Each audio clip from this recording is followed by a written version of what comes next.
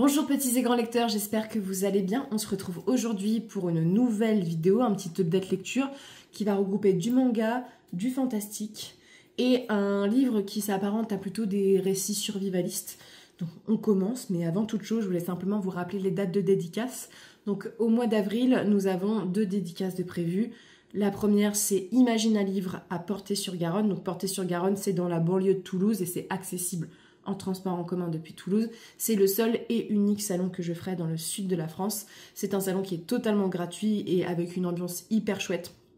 L'année dernière, ça avait été formidable et c'était déjà le cas l'année d'avant. Moi, je suis toujours très heureuse de m'y rendre. Donc, c'est la seule date, je le répète, où je viens dans le sud. Je fais 10 heures de voiture. Si vous avez envie de me rencontrer dans le sud, c'est la date. Voilà, pour le coup, je ne reviendrai pas parce que ça fait beaucoup de temps de trajet, mine de rien, pour moi. Et je dois enchaîner aussi avec d'autres salons et d'autres choses avec mon travail. Et sur ce, il y a aussi Westurland, qui sera donc le week-end de Pâques, le samedi et le dimanche. Malheureusement, pour l'instant, nous ne sommes pas prises à Trolls et Légendes. Voilà, on a eu un message comme quoi on était sur liste d'attente. Je pense que c'est pour le fait que, malheureusement, comme il y a eu une annulation de sortie l'année dernière, ils ont estimé qu'on n'avait pas assez sorti de livres.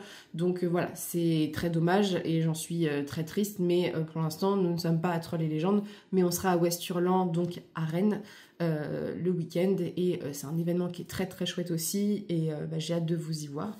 Et on va commencer par les mangas. Cette série, elle est connue des amateurs de manga, mais beaucoup moins du grand public, parce que c'est une saga particulière dans ce que ça raconte, dans son dessin et du fait que c'est réputé pour être très triste. Alors, c'est pas du tout joyeux, c'est une saga qui parle de la dépression et a priori la fin est extrêmement dure, mais déjà là c'est pas facile forcément tout le temps. Ça s'appelle Bonne Nuit Poun Poun. Alors, c'est des mangas avec cette charte graphique ici. Donc déjà en extérieur, et je vais vous montrer les dessins parce que c'est très particulier. Bonne Nuit Poun Poun. Donc j'ai lu le tome 2, le tome 3 et le tome 4. Je crois que c'est en 13 tomes. Le personnage principal est dessiné comme une sorte de petit oiseau. Voilà, toute sa famille aussi. On ne sait pas à quoi il ressemble. Et pourtant, il faut que je vous montre les dessins. Les autres personnages sont extrêmement bien dessinés. C'est un manga qui est déjà très beau, esthétiquement parlant. Et qui a des fulgurances. Donc vous avez du dessin comme ça, les traits des personnages, la ville et ce genre de choses, mais vous avez voilà, ce côté un peu burlesque, étrange, notamment avec ce personnage-ci qui représente Dieu. Moi j'adore la beauté des dessins et des traits des personnages. Voilà, je suis conquise par le style, même si ça devient what the fuck et que bah, forcément ça choque de voir Poun Poun comme ça avec des aussi beaux dessins derrière. Et c'est un manga qui en plus, alors faut pas être mal à l'aise avec les visages parce que ça joue beaucoup sur des visages déformés du genre. Franchement, il y a des moments où ils font très très peur. Et surtout, on a beaucoup de passages, de questions, d'échanges. Voilà, avec voilà, ce mec-là, il me terrifie à chaque fois. Avec Dieu et ce genre de choses où c'est des caractères avec des questions philosophiques. Il y a une grosse partie philosophique dans ce texte-ci. Alors, Bonne Nuit Poun Poun, vous suivez Poun Poun, qui est un petit garçon. Petit garçon qui tombe amoureux d'une jeune fille. Et cette jeune fille, ils vont, dans le tome 1, subir un petit peu un traumatisme avec ses copains. Ils vont partir dans un hangar. Et de son hangar-ci, il va y avoir un problème. Voilà. Et là, on est 2 ans après, je crois. Au début, ils sont en primaire et là, ils sont au collège. Et Bonne Poun Poun va voir la fille qu'il aime sortir avec un autre garçon. Voilà. Et c'est son appréhension aussi. Et on a aussi son oncle.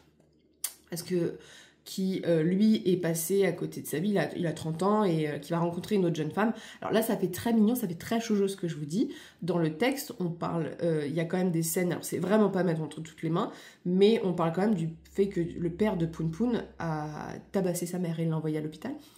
Voilà, le frère, l'oncle de Poun Poun, on va apprendre son passé dans le tome 3 et 4, et j'ai beaucoup aimé cette partie-ci. Lui, il a beaucoup de problèmes à ressentir des émotions et à apprécier les gens.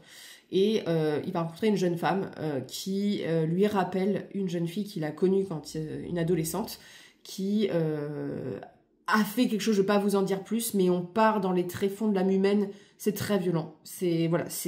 On s'y attend pas en voyant un petit oiseau, mais c'est pas avec des petits oiseaux et tout qu'on va pas aborder des sujets sérieux, et c'est vrai que l'histoire avec l'oncle, c'était tellement... c'est trash, quoi, et ça en dit aussi beaucoup de choses sur la société, sur les femmes, sur la manipulation, et sur l'amour, que j'ai très peur pour la suite de la violence des choses, parce que déjà, c'est un texte, moi, qui me brise le cœur parce que c'est un texte sur l'échec et la déception d'une certaine manière.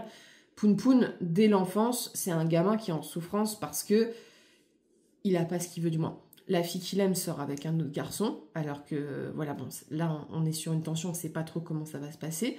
Mais ses amis, eux aussi, ont des problèmes. Il a un de ses meilleurs amis qui est tabassé chez lui. Il y en a un autre, c'est un peu un simple d'esprit qui se fait totalement arnaquer à l'école. Et on voit bien qu'il y a un truc qui s'est passé quand ils étaient enfants et que ça a traumatisé. Et en même temps, tu as toutes ces questions avec Dieu. Et donc, Poun Poun, même malgré son jeune âge, va se poser des questions existentielles. Et toi, en tant que lecteur, tu es en mode « Oh putain !» C'est un roman qui est dur parce que ça met des mots sur des choses compliquées et tu te prends des petites gifles dans le visage. Et c'est vrai que je suis très étonnée par le scénario parce que... il y a beaucoup de choses, ça veut dire. C'est vraiment très foisonnant, mais maîtrisé. Et c'est vrai que là, l'histoire avec l'oncle, où t'es en mode « Oh putain, je commence à comprendre pourquoi, et ok, c'est horrible. » En fait, il y a des renversements et des plot twists. Et en fait, les personnages sont gris, et c'est ça qui est intéressant. Et en même temps, c'est beau, c'est drôle. Il y a des scènes, vraiment, c'est très drôle. Et bon, il y a aussi pas mal de choses qui sont en référence à la sexualité aussi, voilà. Bon, c'est des petits oiseaux qui s'amusent tout seuls, donc tu vois pas forcément, et voilà, il y a une scène ou deux où t'as des femmes nues, mais sinon ça reste clean, mais ça parle de ça, mais il y a une malaisance dans les dessins, dans les traits, en fait, je trouve qu'on ressent vraiment le mal-être des personnages, qui me fait très peur, et en même temps je suis fascinée par la beauté des traits et la violence des thèmes. Voilà, il y a vraiment, à chaque fois ça aborde des thèmes hyper violents, mais je vous conseille cette série qui, à mon sens, vaut le détour, même si c'est what the fuck, et à des moments t'es en mode ok, d'accord, faut que je passe cette barrière-là, parce qu'on passe par des trucs où d'un coup il vit sa vie, je rencontre Dieu, il y a un mec qui voit des vaisseaux extraterrestres et tout, donc voilà, il faut être ouvert d'esprit sur le côté un peu what the fuck du texte, mais moi j'aime bien ça, c'est pour ça que Dan Dan Dan par exemple, j'aime beaucoup l'adaptation, parce que moi j'aime bien les mangas qui sont un peu voilà, un peu what the fuck, quoi.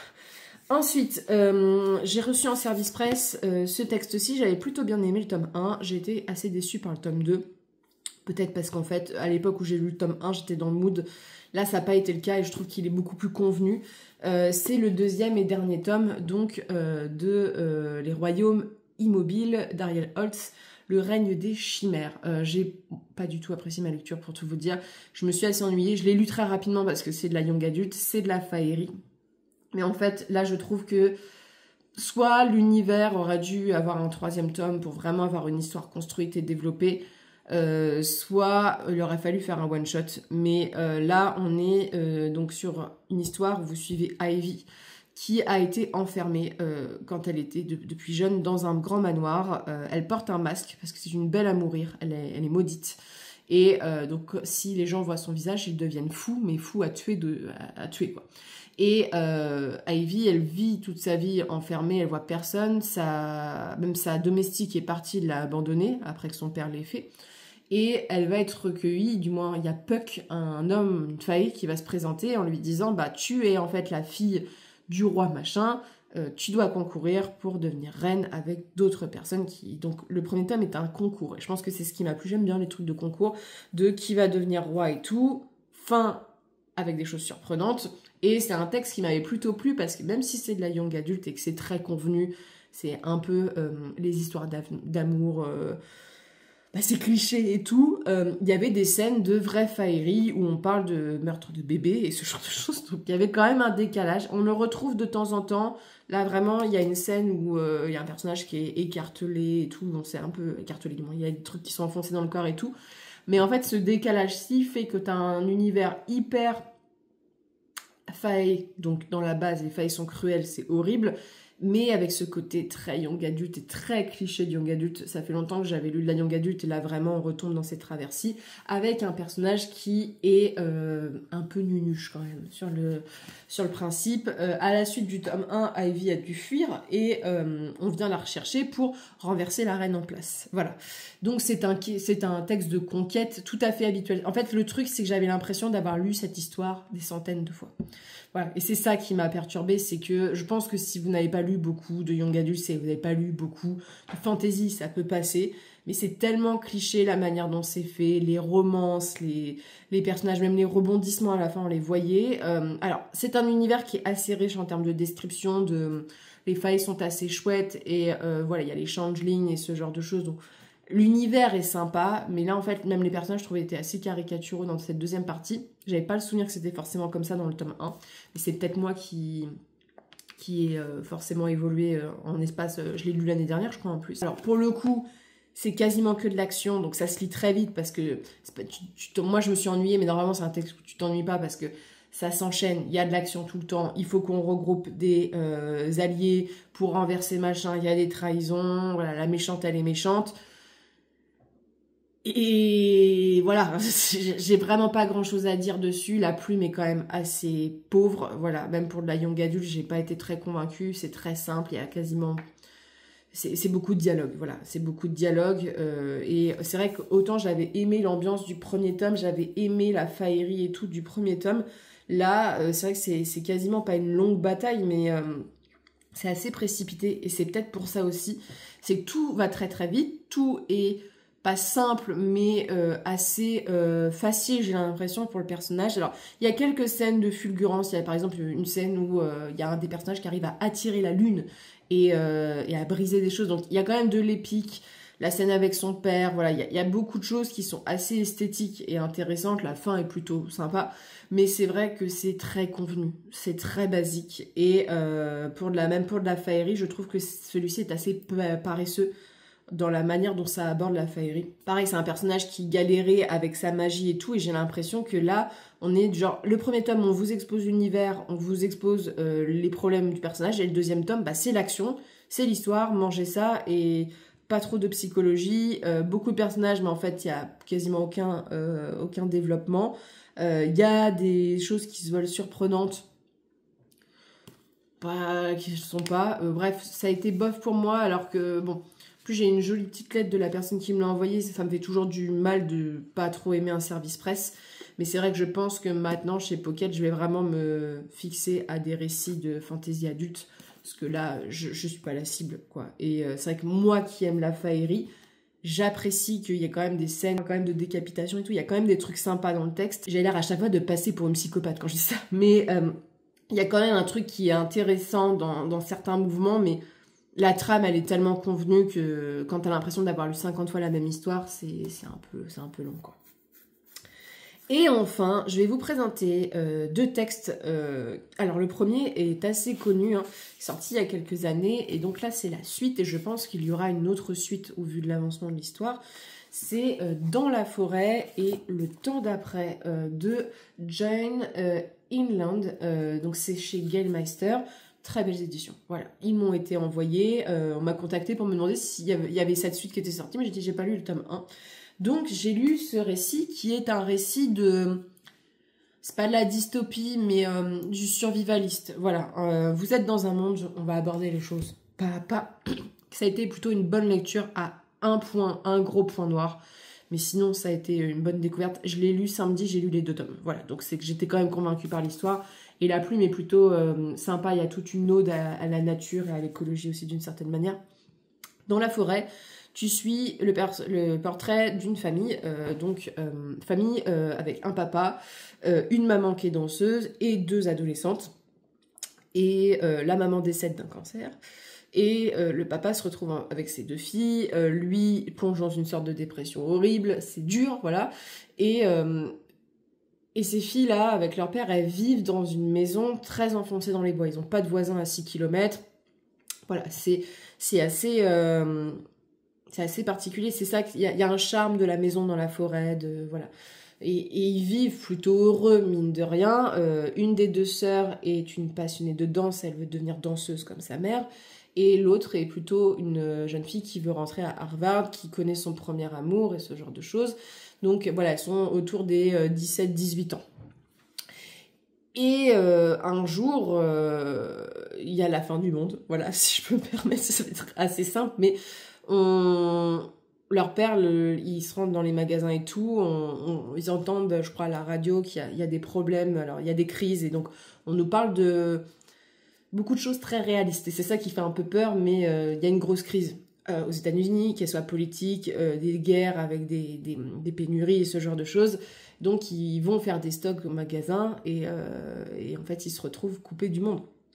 Et coupés de toute vie, parce qu'en fait, les États-Unis sont en train de... c'est une sorte de fin du monde, il n'y a plus de produits, il n'y a plus d'importation, il n'y a plus de médias, il n'y a plus rien. Il n'y a plus d'électricité, voilà. Et elles vont donc apprendre à vivre toutes les deux, parce qu'on apprend, tu le vois déjà sur la couverture, leur papa va décéder voilà, pendant cette période-ci. Et elles vont donc construire une vie à deux dans cette maison. Et c'est un texte qui est assez intéressant parce que, outre le côté survivaliste, moi j'aime beaucoup sur comment on s'organise, voilà, pour la fin du monde. Les portraits de personnages féminins sont assez intéressants. En fait, c'est un texte qui joue beaucoup sur la tension de deux sœurs qui vont être toutes les deux, tout le temps ensemble, privées, frustrées, et des gamines qui ont vécu dans le capitalisme américain, parce que c'est une grosse dénonciation de ça. Et c'est le capitalisme qui a causé la chute de ça. Et comment c'est difficile, et surtout les tensions qui vont naître entre elles, de sœurs qui s'aimaient, et en fait, pour des questions, comme elles sont deux, elles doivent décider ensemble de comment gérer pour survivre. Sauf qu'elles n'ont pas du tout les mêmes attentes. Il y en a une, elle ne veut que danser, c'est sa raison de vivre. Et par exemple, elle veut utiliser l'électricité pour de la musique. L'autre veut plutôt utiliser l'électricité en cas d'urgence et ce genre de choses. Donc ça crée des tensions. Moi, ça m'a plu. Il y a une ode à la forêt, il y a une vraie poésie. Et donc c'est ce truc de psychologie des personnages qui est intéressant, au point qu'on est dans la tête d'un des deux personnages et que j'avais envie d'étriper l'autre, parce que il y a une sorte d'égoïsme qui reste des enfants comme ça qui ont eu tout et maintenant, et des jeunes adolescents dont on prive de la vie. Hein. Tu peux faire un parallèle avec le Coco aussi, hein, de gens du jour au lendemain qui voient tout ce qu'ils aimaient faire balayé d'un revers de manche. Et voilà, donc ce premier tome, j'ai été convaincue par la plume, j'ai été convaincue par la narration, par la manière dont c'était dit, la façon dont c'était un petit peu organisé, surtout que le côté survivaliste est très chouette. Et le texte va beaucoup s'assombrir. C'est-à-dire que malheureusement, ce sont deux jeunes filles qui vivent toutes seules dans une forêt, dans un monde survivaliste. Donc vous vous doutez bien qu'il y a des hommes qui traînent parfois dans la forêt et que entre l'ours et l'homme, elles auraient préféré l'ours. Voilà, si je peux me permettre. Donc c'est un texte qui va parler des agressions. Voilà, et la façon, il y a des scènes extrêmement violentes, voilà. Mais en fait, ce qui a été horrible dans ce texte-ci, c'est pas ça le gros point noir, parce que je trouve que la manière dont c'est fait, en fait, la façon dont ça se fait est très crédible. C'est-à-dire que dans un monde comme ça, c'est crédible que en tant que femme, en fait, c'est même une question dans le récit de savoir si elles vont survivre, parce que elles vont se retrouver face à des mecs qui vont vouloir leur faire du mal, et le côté tomber enceinte et ce genre de choses. Et c'est vrai que c'est pas ces scènes-là qui m'ont choquée, parce que franchement la scène est très brutale et violente, et ça parle de ça, du traumatisme. C'est un texte qui m'a mis très mal à l'aise, et je dois vous le dire parce que ça m'a choqué que ça soit pas mis en avant. Il y a de l'inceste, voilà. Il y a une scène, voilà, entre les deux sœurs, et j'étais en mode what the fuck, mais vraiment ça m'a mis mal à l'aise au point que j'ai cru que j'allais gerber, parce que je m'y attendais pas. Et j'ai pas compris, voilà, pourquoi c'en était là. Alors oui, elles sont tristes, elles sont désespérées, elles sont adolescentes, elles ont des hormones, mais à un moment, t'es en mode, c'est sa sœur, c'est dégueulasse, quoi. J'ai pas compris. Tu vois, puis en plus, ce roman sensuel et puissant, ça a rien de sensuel quand on parle d'inceste. Hein. Je rappelle. Voilà, donc ça m'a mis extrêmement mal à l'aise, et j'ai pas compris en quoi c'était si intéressant que ça, parce que c'est sûr qu'elles ont plus de contact physique et donc ça parle aussi de ça, mais j'étais en mode c'est hyper glauque, quoi. Et en plus elles s'entendent pas du tout et il n'y a pas de relation amoureuse du tout, tu vois. Donc c'est vraiment, ça m'a mis mal à l'aise de fou, mais j'en étais au point, je dis je vais lâcher le livre à ce moment. J'étais en mode je passe un bon moment, et là je suis en mode oh non. J'ai eu beaucoup de mal avec ça. Alors le texte se rattrape après où il n'y a aucune autre scène et je vais vous parler du tome 2 parce que bon, mis à part ça, ça a été une très bonne lecture. J'ai adoré le propos, autre que ça, et comment c'était fait, les questions et le fait aussi que ça soit deux jeunes filles qui doivent survivre. Voilà, il y a vraiment un intérêt dans le texte. Cette forêt, il y a beaucoup de métaphores, d'imagerie et c'est triste et beau à la fois. Il y a une vraie poésie dans le texte, moi je trouve que c'est une réussite. Et vous avez ce deuxième tome qui est le temps d'après. Donc vous voyez bien, il y a un petit garçon. Je vous ai parlé tout à l'heure voilà, du fait qu'il y a une agression. Il y a un bébé qui va naître de cette agression. Et donc les deux sœurs vont l'élever. Alors pas dans le délire avec deux mamans qui s'aiment. C'est deux sœurs qui élèvent un enfant qui les appelle mère. Et en fait dans ce texte-ci, ce que j'ai apprécié déjà, c'est que l'autrice, elle a vachement réfléchi un univers d'un gamin qui n'a jamais eu d'autre contact que ses deux mères. Et donc, qui n'a que leur vocabulaire, qui a leur ouverture d'esprit. Donc, il y a des mots qui sont voilà, choisis, on parle du genre et ce genre de choses. Et voilà, le travail sur la langue est intéressant. Et donc, c'est l'histoire de ce gamin, quand il a 8 ans. En fait, on continue du genre sur le côté survivaliste. Et lui, en tant que petit garçon qui n'a jamais connu l'avant. Et voilà, vous doutez bien qu'il y a d'autres personnes qui ont survécu et que ça va créer des tensions et ce genre de choses. Alors, ces deux tomes concluent un cycle, mais je pense qu'il peut y avoir suite quand même après. C'est un texte que j'ai trouvé, alors déjà la fin bouleversante, voilà, parce que c'est touchant, c'est triste, et je trouve que le côté survivaliste est beaucoup plus humain que beaucoup de choses que j'ai pu lire sur le survivalisme. C'est-à-dire que moi j'aime beaucoup les récits post-apo. J'en ai lu certains, et c'est vrai que souvent c'est porté par des personnages masculins badass, voilà, avec de la baston et ce genre de choses. Là, c'est vraiment de la survie pure et dure avec des femmes qui sont peu armées, qui se cachent, voilà, qui a vraiment un intérêt ils bouffent des limaces et des trucs comme ça, tu vois. Là, il y a vraiment du genre, on est dépendant des saisons, de la culture, de la construction, ils n'ont pas de matériaux. Il y a le fait que s'ils sortent d'où ils sont, ils ont possiblement des gens qui peuvent les suivre et les traquer. Ils peuvent se faire agresser facilement, ils peuvent être tués facilement, il n'y a plus de ressources. Et là, dans ce texte-ci, c'est le portrait d'un jeune garçon aussi face à sa solitude. Il aime ses deux mères, mais il y a aussi le fait qu'une d'entre elles, à un moment, va se dire « j'ai envie d'en savoir plus, j'ai envie de savoir. Voilà, j'ai envie de m'enfuir. » Et bah, forcément, quand elle part, il y a des scènes, c'est très violent, visuellement parlant. On parle de corps cassés, de propos très durs, et c'est encore une dénonciation. Moi, je ne veux pas spoiler, mais il y a une scène où il y a des gens qui attaquent, des jeunes qui ont une haine viscérale des gens d'avant, donc ce qu'on pourrait appeler les boomers, parce que c'est eux qui ont niqué leur vie, c'est eux qui ont utilisé la situation dans laquelle ils vivent, ils doivent survivre, ils n'ont rien à bouffer, c'est horrible, c'est violent, et dû au fait du capitalisme, de la surconsommation et ce genre de choses. Et alors, celui-ci est beaucoup plus tourné, je trouve, sur la poésie de la nature. C'est très beau. Moi, j'adore les arbres, j'adore les forêts et tout. La façon dont c'est abordé est très belle. J'aurais quand même une préférence pour le premier tome avec la tension et tout, même si là, c'est vraiment une suite. Hein. On retrouve des éléments vraiment en suite directe, parce qu'il avait été présenté parfois en étant indépendant. Je trouve que c'est intéressant d'avoir quand même lu le tome 1 pour vraiment comprendre tous les enjeux du texte. La plume est très sympa. Moi, j'aime beaucoup. Alors, première partie est assez lente parce que c'est très passif. C'est contemplatif. C'est de la survie. En fait, il va y avoir un plot twist quand il y a des gens qui vont arriver, ce genre de choses.